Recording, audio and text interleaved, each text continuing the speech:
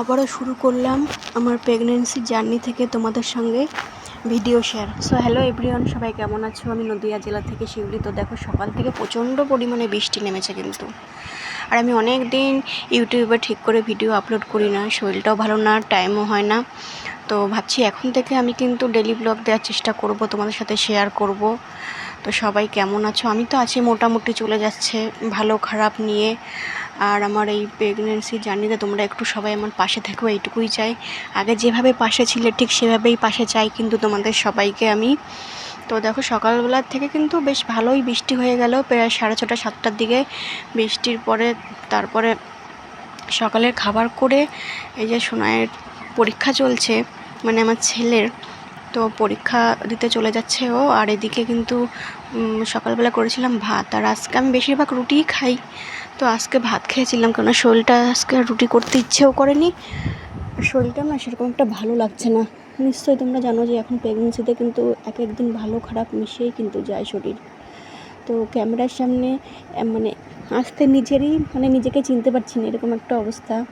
তো কতটা পরিবর্তন হয় মা হতে গেলে একটা শরীরে, নিজেকে না দেখলে হয়তো বুঝতে পারতাম না। তো এখন কিন্তু আমার ওয়েটটা অনেকটাই বেড়ে গিয়েছে। আর সোনাই দেখো এই ড্রয়িংটা করেছে, ওর স্কুলে আজকে ম্যামকে দেখাবে, তাই দেখাচ্ছিল। আর আমি ওকে স্কুলে পাঠিয়ে দিয়ে আমিও স্নানটা করে নিয়েছিলাম। দেখলাম একটু রোদ্দুর উঠেছে, তখন আমি জামাকাপড় একটু বাইরে মেলে দিই। তারপরে কিন্তু আবার ঝিরঝির করে বৃষ্টি পড়া শুরু করলো।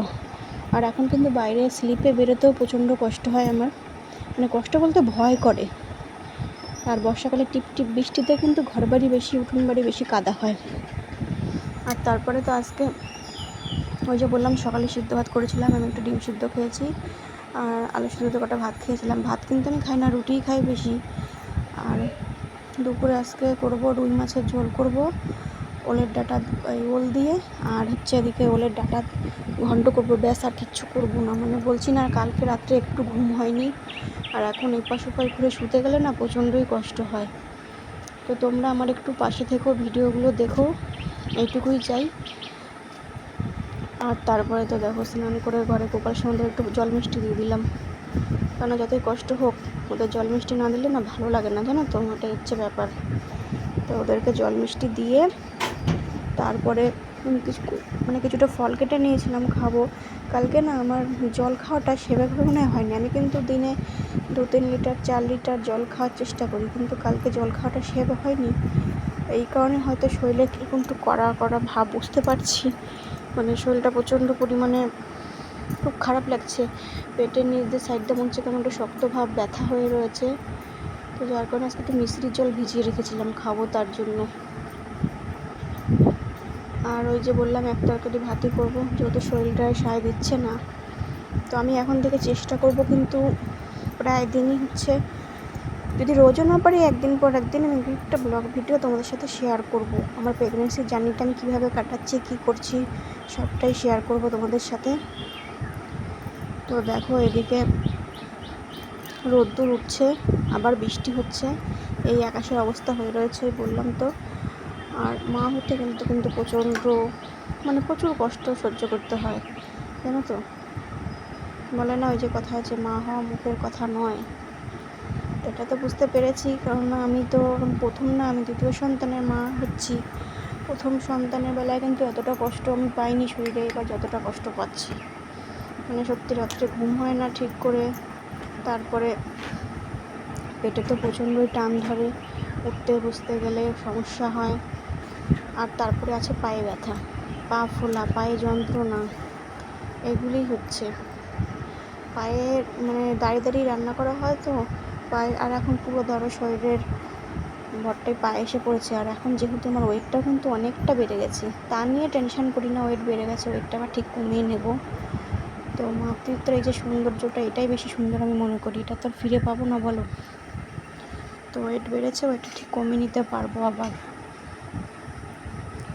আর এদিকে কি বলবো, রাত্রেবেলায় শুতে গেলে যে কী একটা কষ্ট শরীরের, এই কষ্টটা না কাউকে বলে বোঝানো যায় না, জানো তো।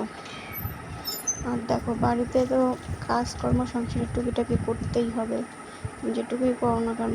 আর রান্নাটা ওটা তো আমি করি বেশি, করি বেশি বলতে আমারই করতে হয়।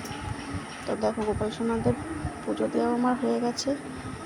এখন না নিচু হয়ে বসে মানে পুজো দিতে গেলে প্রচণ্ড পরিমাণে কষ্ট হয়। আর ওই যে বললাম বাজার থেকে নিয়ে এসেছিলো রুই মাছ, আর রুই মাছটাই রান্না করব। তো তোমরা সবাই অনেক অনেক ভালো থেকো, আর আমার ভিডিওটা যে যেখান থেকে দেখছো অবশ্যই কিন্তু কমেন্ট করে জানাবে,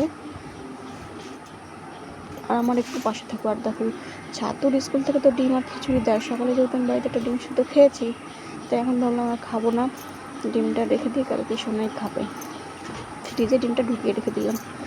তো এই স্কুলে এক একদিন দেয়, এক একদিন দেয় না। খিচুড়ি না নিয়ে আসতে যেতেই হবে, তুমি খাও আর না খাও,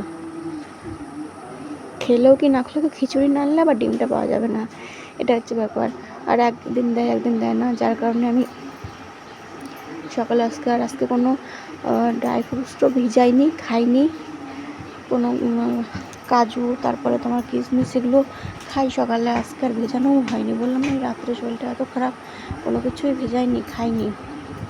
যার কারণে ভাবলাম যে দেখো বছরের শেষ আম কেটে খেয়ে নিই, খেয়ে দিয়ে তারপরে মিক্সির জলটা খাবো, খেয়ে দিয়ে তারপরে রান্নাটা করে নেবো।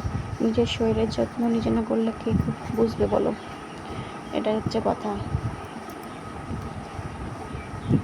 তো চলো সবাই অনেক ভালো থেকো, সুস্থ থেকো। ভিডিওটা এখানে শেষ করছি। আমি চেষ্টা করবো রোজ দিন তোমাদের সাথে একটা করে ভিডিও শেয়ার করার। অনেক অনেক ভালোবাসা রইলো, যে যেখান থেকে দেখছো একটু পাশে থেকো।